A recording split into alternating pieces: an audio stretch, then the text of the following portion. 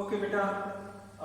In previous topic, we have derived the formula for average power in an AC circuit, and that is given as P average equal to E RMS, RMS value of voltage multiply RMS value of current multiply cos phi, which is called power factor. अब बेटे इस एक derivation से हमने, आप ये कह सकते हो कि हमने चार डेरिवेशन कर ली, तो हमें चार डेरिवेशन करने की बजाय एक को लर्न करना है, और I think that is very very easy and important. अगर आपने एक डेरिवेशन कर ली तो आप चार डेरिवेशंस उसी में आप कर सकते हो। जो भी पेपर में क्वेश्चन पूछा, मान लो मैं आपको कहता हूँ कि drive an expression for the average power in a pure resistive circuit, clear है ना? तो मैं किसकी बात करने जा रहा हूं? पहला प्योर रेजिस्टिव सर्किट। ये कौन सा सर्किट होता है बेटे? आर ओनली, जिसमें सिर्फ प्योर रेजिस्टेंस लगा होता है ना? तो आपको याद होना चाहिए कि pure AC circuit in which a pure resistance is connected, how the voltage and the current they vary, they are in same phase. If I is the current, तो E क्या रहेगा? सेम फेज में रहता है। In case of a circuit, AC circuit containing R only, both current and voltage are in the same phase. ये याद रखना है। और याद क्या रखना, हमने इतने सारे डेरिवेशन करी हैं, इवन आपने क्वेश्चन भी कर लिए। तो what is phi here? Phi is zero. Phi क्या होता है? In case of circuit containing R only, phi is zero. अगर फाई जीरो है बेटा, what is cos phi? Cos phi cos zero is 1। It means P R average power in pure resistance क्या आएगी? E RMS I RMS multiply cos phi which is 1। This is the average power in a pure resistive circuit and this is the maximum value of the power. इसका मतलब जो power, अगर किसी circuit में resistance है, AC circuit में resistance है, तो सारी की सारी पावर कहां डिसिपेट होगी बेटे? रेजिस्टेंस में ही डिसिपेट होगी, ठीक है? तो maximum power is dissipated in resistance. Is it clear बेटा? Very very important. अब second part, pure inductive circuit. किसकी बात करेंगे हम लोग? Pure inductive circuit. Now pure inductive circuit कौन सा होता है? जिस which contains L only. Pure inductor, बेटा प्योर इंडक्टर को समझो। प्योर इंडक्टर क्या होता है? It is a coil, solenoid, thick coil, मोटी कॉइल। कोई कॉपर की मोटी तार लेके उसे कॉइल की फॉर्म में कन्वर्ट कर दिया, दैट इज कॉल्ड इंडक्टर। मोटी क्यों? Why we use thick copper wire? Because the resistance of the copper is very small. अगर thick लोगे तो और कम हो जाएगा, इसलिए उसके अंदर जो भी रेजिस्टेंस होगा वो ऑलमोस्ट नेग्लिजिबल हो जाएगा और प्योर इंडक्टेंस होगा, जबकि ऐसा नहीं होता। मतलब हमेशा इंडक्टर का कुछ ना कुछ रेजिस्टेंस होता ही होता है, मतलब it is a LR circuit. पर हम अज्यूम करके चलते हैं फिलहाल कि we have a circuit which contains L only और प्योर इंडक्टिव सर्किट। अब आपको समझ होनी चाहिए कि इंडक्टिव सर्किट में कौन आगे कौन पीछे होता है, इसमें फेज डिफरेंस आता है। तो इफ आई से दिस इज द करंट, तो बेटे वोल्टेज जो होती है EL होती है, वो 90 डिग्री लीड करती है किसको? करंट को। या करंट क्या करता है? वोल्टेज से 90 डिग्री लैग करता है। क्लियर है मेरी बात बेटा? तो here it is phi 90 degree. Phi क्या होता है? पाई बाय 2 और 90 डिग्री, दोनों में फेज डिफरेंस। अगर फाई 90 है तो what will be cos phi बेटे? कॉस 90 क्या होता है? 0। अगर cos 90 0 है तो from that formula what will be the average power in an inductor? 0। Average power in a pure inductor over a complete cycle is 0.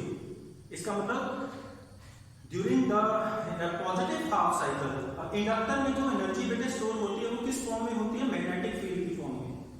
तो मतलब इसका प्योर इंडक्टर में पावर 0 होने का मतलब ये सोचो कि ड्यूरिंग पॉजिटिव हाफ जो एनर्जी स्टोर हुई इंडक्टर में ड्यूरिंग द नेगेटिव हाफ, वही एनर्जी किसके पास चलेगी, सोर्स के पास। इस तरह से फिर से अगले साइकिल में क्या होगा, पॉजिटिव हाफ में एनर्जी स्टोर हुई तो नेगेटिव हाफ में क्या हो गई, वो सोर्स के पास वापस चलेगी। तो प्योर इंडक्टर में average power over a complete cycle is always zero. Clear बेटा, very very important. Now the next part, देखो 4 डेरिवेशन, 2 हो गए, एक पहली वाली, तो टोटल 5 डेरिवेशंस है ना। तो third part, pure capacitive circuit.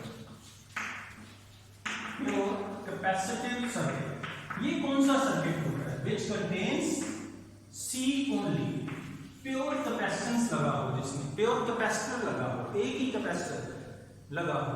तो ऐसे सर्किट में फिर से हमें क्या देखना है कि is there any phase difference, if this is the current तो क्या होगा बेटा, EC वोल्टेज अक्रॉस कैपेसिटर क्या करती है, करंट को लैग करती है बाय पाई बाय 2।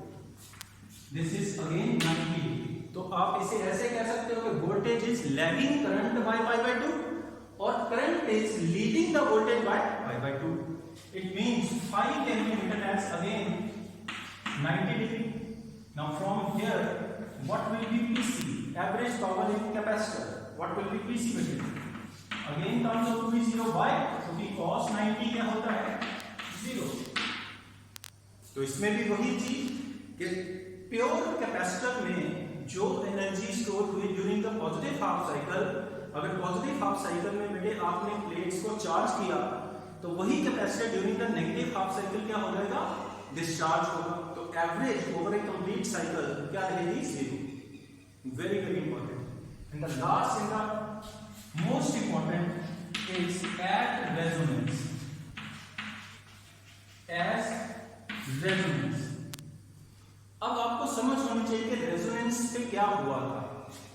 रेजोनेंस का अगर आपको याद है बेटा, तो रेजोनेंस पे, रेजोनेंस एसी सर्किट में रेजोनेंस क्या होता है, the circuit which allows the maximum current, which allows the maximum current। तो वो कब होता था, अगर आपको याद है, वो कब होता था बेटा, when XL becomes equal to XC। Clear, when XL become equal to XC। आप प्लीज इसको करने से पहले रेजोनेंस वाले टॉपिक को दोबारा से देखें या उसके वीडियो को देखें, ठीक है। रेजोनेंस पे क्या होता था, XL become equal to XC, और आपको याद होगा Z किसकी, इंपीडेंस किसके इक्वल होता था, R² plus XL minus XC का होल स्क्वायर। तो at resonance when XL equal to XC what will be Z बेटा, Z क्या आएगा, R के इक्वल, ये वाला फैक्टर क्या हो जाएगा 0, है ना। अब अगर आप ये कह दिया कि Z इक्वल टू R है तो what is cos phi, impedance triangle से R बाय Z होता है फ्रॉम द इंपीडेंस ट्रायंगल बेटा, ये मैंने बताया था पिछली, this is phi XL minus XC, ये R, this is Z, what is cos phi, R by Z। Now at resonance Z become equal to R, तो R बाय R it becomes 1, it means cos phi power factor क्या हो चुका है 1 at resonance. Tell me what will be power, average power here from this E RMS into IRMS। Clear beta? And this will be the maximum power. It means we can say at resonance in an AC circuit, at resonance maximum power is dissipated। Clear? अब आप देख सकते हो कि हमने 4 derivation को एक ही derivation के बाद कर दिया। Let's say if I say show that in an AC circuit at resonance maximum power is dissipated। तो suppose it is a 3 mark question, तो आप क्या करोगे, फर्स्ट यहां तक प्रूव करोगे पिछली डेरिवेशन से, क्लियर, यहां तक करके फिर at resonance what will happen, ये सारा, and this will be the power at resonance which is maximum। Clear बेटा, इस तरह से ही if I say find the average power over a complete cycle in a pure capacitive circuit, तो यहां तक, पहले यहां तक करो फिर लास्ट में ये 2 लाइंस। क्लियर, तो very one of the most important topic, ठीक है। इसे अच्छे से करो, कोई डाउट है तो पूछो। थैंक यू बेटा।